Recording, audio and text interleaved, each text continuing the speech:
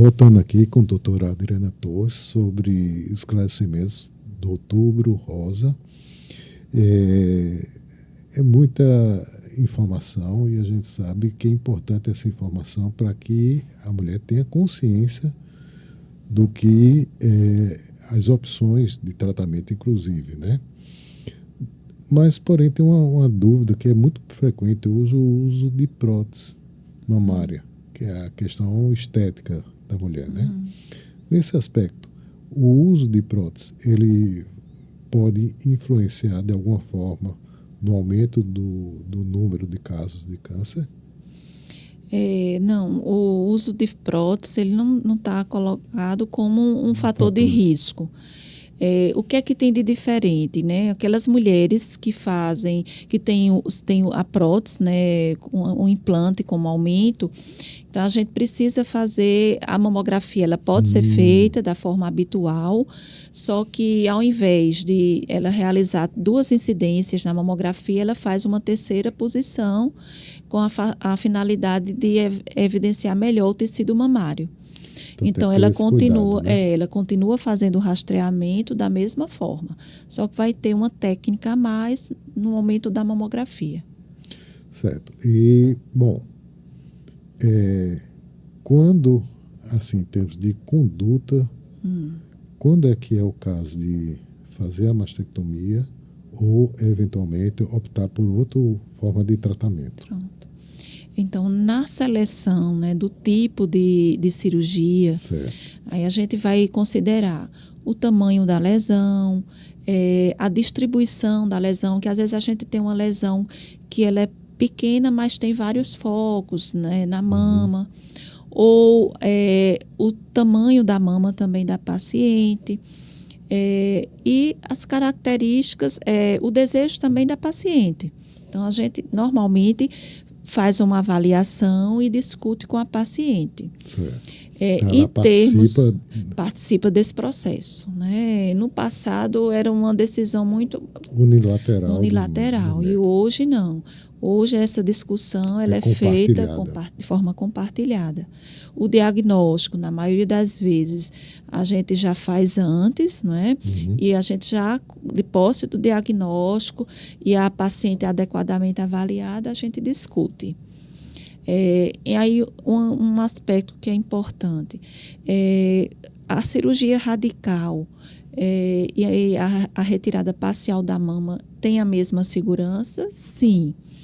Então, eu realizar uma paciente a retirada parcial da mama com a margem de segurança, acompanhada de uma radioterapia complementar, eu posso ter o mesmo resultado de controle oncológico de uma retirada completa.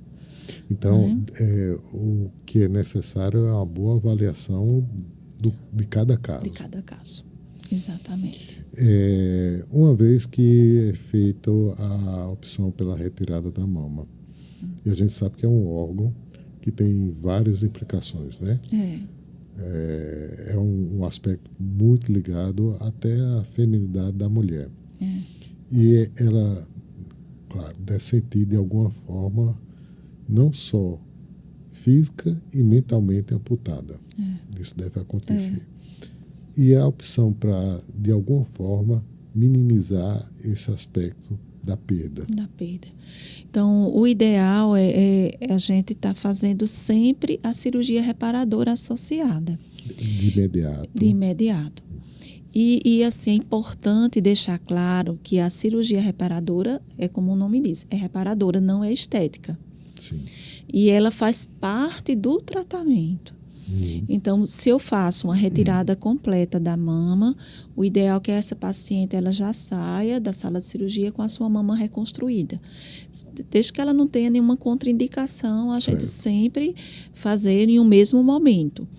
Em algumas situações também, a gente faz uma retirada parcial da mama, mas às vezes pode deixar uma retração, uma assimetria importante. A gente também, naquele momento, já tenta simetrizar e deixar a mama mais próxima do ideal dela. Até porque a gente tem como parte do tratamento a recuperação da imagem corporal dessa paciente também. Como ela se vê no espelho. Então, a gente tem como aliar a segurança oncológica e o resultado também da imagem corporal. Eu não vou evitar dizer o resultado estético, né? Que não é estético. O objetivo, na verdade, não é esse. Né? É minimizar o dano. O dano. A quimioterapia e os aspectos que envolvem ela. Eu vinha pensando num daqueles pontos que a gente pensou em discutir, assim, em que o tratamento evoluiu. Aí, para lhe responder, eu vou dizer um pouquinho. Eu acho que hoje o que é o mais importante do tratamento é o tratamento personalizado. Aí a gente vai tratar a doença daquela paciente. Sim. Então, hoje, na escolha de todo o tratamento, eu vou avaliar o contexto das características do câncer e da paciente. Então, a quimioterapia, ela tem muita importância, né? Tanto no controle local como sistêmico da doença. E hoje a gente dispõe de parâmetros que eles vão me dizer aquela paciente que pode ser beneficiada ou não de uma quimioterapia, que aquela quimioterapia pode oferecer um aumento de sobrevida, né, o controle local da doença. E quando sim, aí ela é feita, né, que ela pode ser aplicada antes do tratamento cirúrgico, para permitir que a gente faça com uma cirurgia mais ampla, com melhor controle local, ou ela pode ser feita após a cirurgia. Do ponto de vista de efeitos colaterais, eu acho que a mais importante é a queda no cabelo, sob o ponto de vista de autoestima. Então, a gente sempre procura minimizar esses efeitos colaterais, né? Aí, quando a gente fala da queda do cabelo, aí é quando diz, aí vem a alteração da imagem corporal. Às vezes tem paciente que não quer expor a doença. Então, ela passa pela cirurgia e consegue não externar a doença, mas na hora da químio ela vê essa possibilidade. Infelizmente, vão perguntar.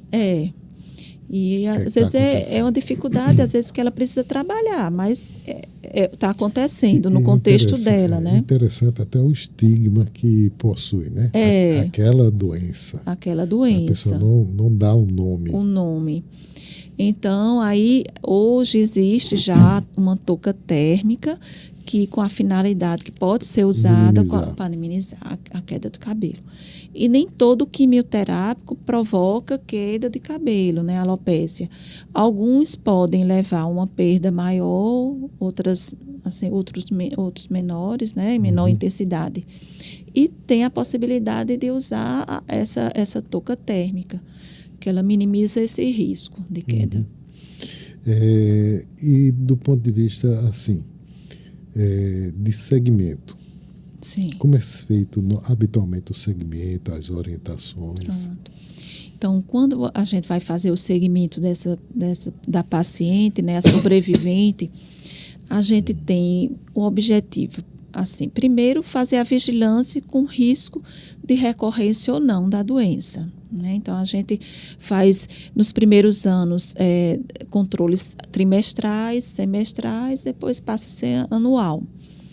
E tem um objetivo também nesse segmento de a gente identificar ou tratar efeitos adversos do tratamento. Então, às vezes tem uma terapêutica que pode provocar, às vezes, a cardiotoxicidade, a gente precisa orientar. A medicação, o anti-hormônio que é prescrito, também às vezes vai dar alterações nessa paciente, principalmente do ponto de vista ginecológico.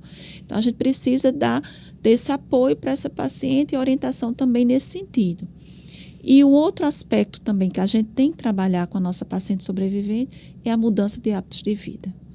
Então, quem passa por um tratamento oncológico tem que mudar os hábitos de vida, melhorar a alimentação, o controle de peso, reduzir, né, a parte do consumo de bebida alcoólica, parar o tabagismo. e a atividade física. É feito algum direcionamento para a questão da libido? Também pode ser feita. Aí a gente, porque assim, a perda da libido aí, ou a diminuição, ela pode acontecer tanto no contexto do efeito colateral da medicação, hormônio, né? Do tratamento, né, anti-hormonal, como também pode ser pelo o cenário psicológico. O cenário da doença. E sempre que a gente fala do câncer de mama, não é uma doença que é vivenciada só pela paciente, é pela família. Né? Então, a gente precisa dar um aporte nesse contexto de família. E aí vai de relação de casal também. Então, a ginecologista, mais uma vez, o tratamento é multidisciplinar. A ginecologista vai estar também para dar esse suporte, né? De a gente ver algumas formas de melhorar essa parte também. E o acompanhamento psicológico. Com relação a um aspecto que eu acho que é interessante, o companheiro. O que é que ele pode fazer para subsidiar melhor nessas situações? Eu vejo que sempre é importante o companheiro participar também de todo o processo. Ele acompanhar na consulta. Às vezes, tem alguns que perguntam menos, né? Agora, outros, eles já têm uma assim, participação. Então, é importante que ele participe de todo o contexto, no momento do diagnóstico, e acompanhar o tratamento também, para que ele entenda o que está acontecendo e, às vezes, também para desmistificar alguns tabus. Porque a gente tem que entender que aquele momento ele é temporário e vai passar, né? E ela vai recuperar a sua vida em sua plenitude. Até do ponto de vista o aspecto trabalhista. É importante que ela se sinta produtiva. Produtiva. Né? Sempre, às vezes tem paciente que pergunta, eu vou me afastar do trabalho. Sempre que ela pode exercer a atividade, isso é importante, porque ela, no momento que ela se afasta, ela está se sentindo podada também nesse aspecto. E tem a questão de focar muito na doença. Doença. Então, às vezes não ajuda muito. Não ajuda. Então, o contexto, quando ela volta para a sua rotina, isso é muito importante. Desde que o ambiente do trabalho seja, né, um ambiente prazeroso. Né? Certo. E aquela que faz jovem, tira uma parte uma mama, mas mantém a outra. E ela acaba, eventualmente, engravidando. Ela deve continuar a questão da amamentação, se ela já fez antes, e deve, eventualmente, dar de mamar. Se ela, no caso, ela não vai estar em tratamento, né, nessa situação. Fora do tratamento, ela deve ser encorajada a tentar amamentar. Pela mama operada, se ela fez um quadrante, né, uma retirada parcial, às vezes tem alguma dificuldade, mas eu acho que deve tentar. E a contralateral não tem nenhum problema. Existe algum aspecto de limitação ou diminuição da funcional quando é um aspecto de retirada ampla que indica a fisioterapia? Sim, a fisioterapia a gente sempre encaminha para a reabilitação. Sim.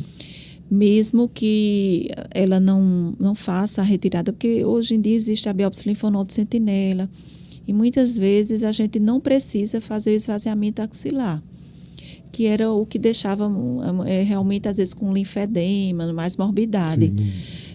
Hoje, muitas vezes, a gente não precisa esvaziar. Mas mesmo nesse cenário, a gente encaminha para uma reabilitação, porque às vezes no pós-operatório ela adota algumas posturas para evitar a dor, e isso dá às vezes uma restrição, limitação de movimento. Aí a gente sempre encaminha, porque aí ela reabilita e retorna à sua atividade. E um ponto importante, a atividade física ela deve ser sempre estimulada. Sim. Que às vezes antigamente pensava, eu fiz, mesmo que ela tenha feito esvaziamento axilar, não posso fazer exercício. Ela não só pode, como deve, né? Então a gente tem que, agora vai com um profissional, né, que oriente o exercício mais adequado, mas ela deve ser estimulada. Do ponto de vista de diagnóstico, de tratamento, a parte de tecnologia, tem alguma perspectiva de inovação? Ele tem desenvolvido assim muito. E eu acho que hoje, à medida com a divulgação da parte de tudo é muito rápido, não é? As coisas. É tudo muito rápido. E a gente acompanha, né? Hoje teve melhoria no nosso tratamento, na cirurgia. Hoje a gente faz cirurgias menos agressivas, com menor morbidade, seleciona melhor as nossas pacientes, tem novas técnicas também da parte de cirurgia reparadora. Em termos da quimioterapia, a gente também existem medicamentos que a gente chama de terapia-alvo, ou seja, que é direcionada para aquele alvo, do aspecto específico daquele tumor. Isso a gente tem conseguido melhorar a sobrevida das nossas pacientes. Em termos de radioterapia, a gente também evoluiu, tem novas técnicas. Hoje a radioterapia ela é conformacional, ela é toda, né, calculada, né? E isso diminui os danos, né, os efeitos colaterais. E também a gente tem reduzido dose e tem feito também de uma forma mais compactada, uma duração mais curta. Então, é o que tem assim, hoje de mais novo. E em termos da hormonioterapia, também a gente tem conseguido alguns ganhos com novas drogas. Então, existe, né, muitas opções terapêuticas e a gente tem conseguido também melhorar a sobrevida das nossas pacientes. Uma pergunta curioso mesmo. Existe alguma perspectiva de vacina? Não, a vacina ainda não. O câncer de mama é uma doença multifatorial. Então, são muitos fatores envolvidos. Para controlar. Aí nós não temos esse conhecimento pleno. Mas temos conseguido avançar na terapêutica. Até na própria doença metastática, a gente tem conseguido também dar uma sobrevida maior para as nossas pacientes. Um outro aspecto que eu acho que seria interessante é na sua vivência, na sua experiência. Qual para as mulheres que estão nos ouvindo, qual seria o conselho que daria nesse mês de Outubro Rosa? O conselho seria, no caso, a mulher é a sua principal responsável pelo seu autocuidado, né? Ela fazer a mamografia, né, a partir dos 40 anos, de forma regular. E uma vez identificada alguma alteração, ela procurar a orientação. E o câncer de mama é uma doença passível de cura. É isso que a gente tem que pensar, desde que seja diagnosticado precocemente. E o diagnóstico precoce está, de certa forma, na nossa procura, né? Então, nós, como mulheres, né, procurar a avaliação de forma rotineira, né? Isso é importante. E uma vez diagnosticado, nós temos como tratar, como oferecer o tratamento e oferecer a cura para nossas pacientes.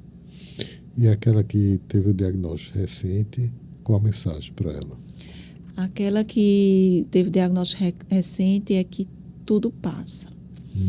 Às vezes, esse primeiro momento é um momento, às vezes, de angústia, de incertezas, né? Porque quando fala a palavra câncer, associa diretamente à morte. Mas não é assim. Passa e passa bem, né? E depois que passar essa fase mais difícil, ela vai voltar a ter a sua vida, né? De forma integral. Tem um número de sobrevida excelente, né? Excelente. Quando diagnosticado. Mais que 95%. Exato. Então, um câncer que antigamente era igual à morte, praticamente, hoje é igual a continuar com a vida. A né? vida. Então, a gente quer isso, né? E a questão da qualidade de vida boa, né? Boa, exatamente. Então, a gente quer oferecer, né, cura e também uma melhor qualidade de vida para as nossas pacientes. Bom, doutora Adriana, deixa aberto aqui alguma mensagem que a senhora deseja para deixar para esse outubro rosa, né? Que, na verdade, eu sempre digo assim, a gente faz essas cores. Na vida é um arco-íris. E não é só no mês. É o ano todo, a vida toda, que tem que ter essa continuidade. É lógico, a gente centra mais num determinado mês. Não é? É assim, é um mês que é direcionado para a gente debater. Mas os cuidados, eles têm que ser o ano todo. Durante todo o ano. E até porque se a gente for focar só em um mês, a demanda não vai ser. Não vai dar conta. Não vai dar conta. Né? Então, a gente precisa ser contínuo o processo. E a gente pensar que tem a mamografia para fazer, mas tem o depois voltar para mostrar e a gente dar o direcionamento adequado. Então, tem que ter uma continuidade, né, desse processo. E tem que ser durante todo o ano. Ok. Então, só tenho a agradecer a sua disponibilidade, assim, a sua experiência e a sua calma e tranquilidade em transmitir essas informações. Eu que lhe agradeço. Agradeço a oportunidade, né, de a gente estar discutindo e falar de tranquilidade aqui na minha frente. É recíproca. Tá bom, então. Muito obrigada. Eu que agradeço.